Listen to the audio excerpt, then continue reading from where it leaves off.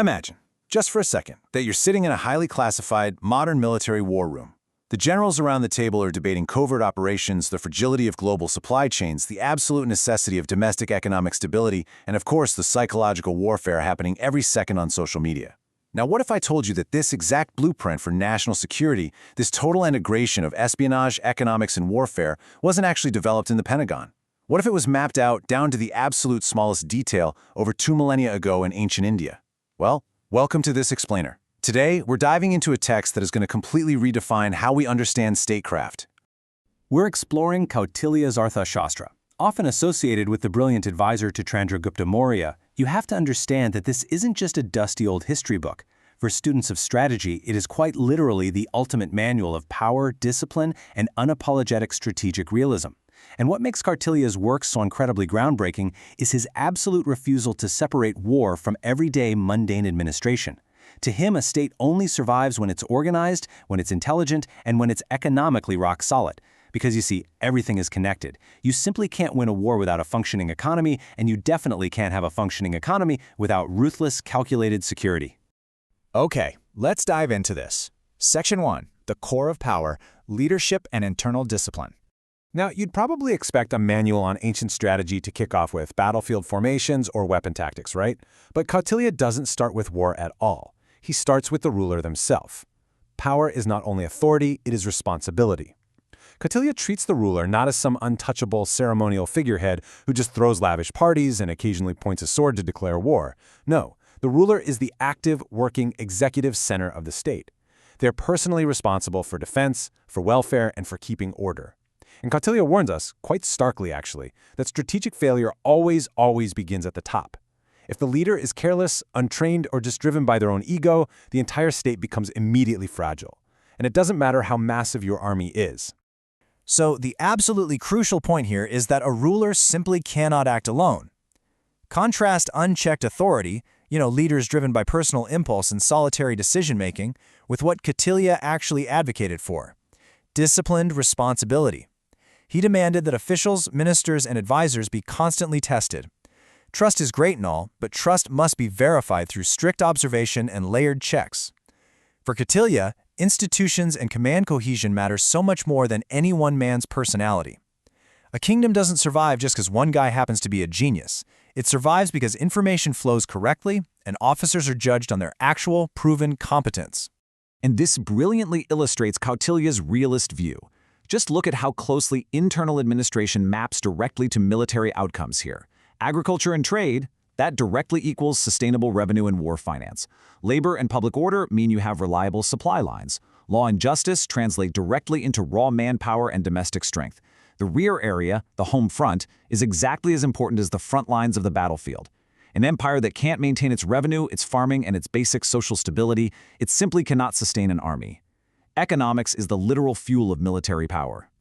Which brings us to Section 2, espionage and unseen warfare, the permanent arm of the state. But here's the catch. A strong economy and a massive, well-fed army are completely useless if the state is blind. In the Arthashastra, intelligence isn't just some improvised tool you frantically scrape together when a war suddenly breaks out. It is a permanent, structural arm of the state. It is entirely dedicated to information collection, sabotage, and infiltration, and it runs constantly, 24/7, during both peacetime and wartime.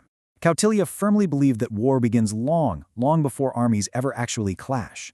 The state that knows more, the one that has already infiltrated the enemy's ranks, collected the right intelligence, and mapped out all their vulnerabilities, well, that state can act earlier and with absolutely lethal accuracy. And this is exactly where Kautilya's strategic realism feels incredibly modern to us today. He draws this massive distinction between open battle and what he calls the unseen struggle.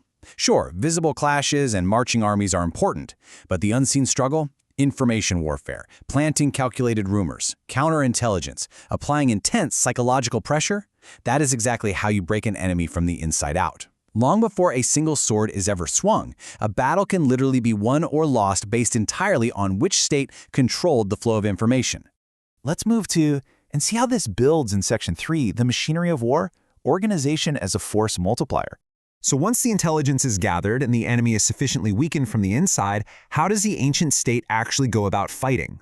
Notice the very first step on this timeline. It isn't charge the enemy. No, step 1 is securing war finance and logistics. We're talking grain, transport, labor. Kautilya is just incredibly pragmatic. Armies do not march on courage alone, and they certainly don't march on the inspiring speeches of kings. They march on grain, they march on money, and they rely on robust systems. Only after your logistics are fully secured do you structure the army, and only then do you deploy based on the terrain. Logistics is central to everything. It is never just an afterthought. And when it came to the actual physical structure, Kautilya broke down the ancient military into a highly organized fourfold army. You had your infantry, which was strictly for holding ground in close combat. Cavalry was used for speed and flanking maneuvers. Chariots were all about shock tactics and rapid mobility. And elephants? They acted as the heavy assault vehicles, literally unleashing pure psychological terror on the enemy ranks. But the real key takeaway here isn't just the units themselves. Look at the focus at the bottom. It's all about matching the specific force to the specific mission. Kautilya valued coordinated effectiveness, strict discipline, and intense training far, far above just throwing sheer, disorganized numbers at a problem. To Kautilya, strategy is never abstract. It doesn't happen in a vacuum. It is deeply, fundamentally tied to the physical landscape. Geography is an active weapon. A commander must have total spatial awareness. You actively use forests, rivers, and mountain passes to deny movement to your enemies while facilitating your own. And forts, they aren't just defensive stone walls to go hide behind when things get tough. Forts are active centers of resilience, storage, command, and resistance. You design your entire defensive posture around utilizing the landscape to literally bleed the enemy dry. Now, what's really interesting about this next slide is how it scales up. Section 4, the Circle of States, Diplomacy and Geopolitics. So how exactly does Kautilya take these localized military concepts and apply them to international relations? He uses his famous mandala theory of states. And honestly, it's a brilliantly cynical, purely realist assumption about geopolitics. In short, the states that share your immediate borders, those are your natural rivals. Why? Because you're inevitably going to compete for the exact same land, the same water, and the same resources. But the states lying geographically behind your neighbors, those distant states, are your natural allies, precisely because they are the enemies of your enemies. It's this incredibly intricate, overlapping circle of shifting alliances based purely on geography and raw self-interest. Because of this constantly shifting balance of power, diplomacy and military strategy are fundamentally linked. They're two sides of the exact same coin. A successful ruler must act according to interest, fear, and opportunity, never sentimentality. You have to know when to negotiate just to buy yourself a little more time. You have to know exactly when to wait and patiently build up your domestic strength. You aggressively isolate your enemy diplomatically long before you strike. And crucially, you use direct, open military force only when it is overwhelmingly advantageous to do so.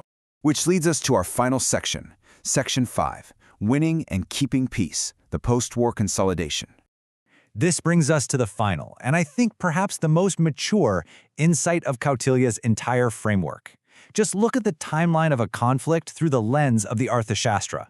Phase 1 is years of slow preparation, intelligence gathering, and careful diplomatic maneuvering. Phase 2? That might just be a few brutal months of covert operations and open battlefield combat. But Phase 3, the aftermath? That lasts for decades. Occupation, reconciliation, and long-term governance. Strategy continues long, long after the swords are put away. Because if you conquer a territory but you lack the administrative systems to actually govern it and the wisdom to reconcile with its people, well, your victory is completely hollow. Victory is incomplete unless it produces lasting stability. See, Kautilya doesn't teach fantasy. He doesn't write about glorious, romanticized heroics on the battlefield. He teaches survival, pure and simple. He proves, definitively, that maintaining peace requires just as much rigorous administration, discipline, and intelligence as fighting a war does. The state is only truly strong when it is organized and completely alert in all phases of its existence. Which leaves us with a pretty critical reflection today. As we look around at our own modern world, a world heavily defined by invisible cyber warfare, brutal economic sanctions, rapidly shifting global alliances, and insanely complex supply chain logistics, we really have to ask ourselves, are we truly surviving through the kind of disciplined structure and rigorous intelligence that Kautilya demanded? Or are our modern institutions completely ignoring a warning that was clearly articulated over 2 millennia ago? It's a profound question to chew on. Thank you so much for joining me in this explainer. Until next time, stay curious and keep learning.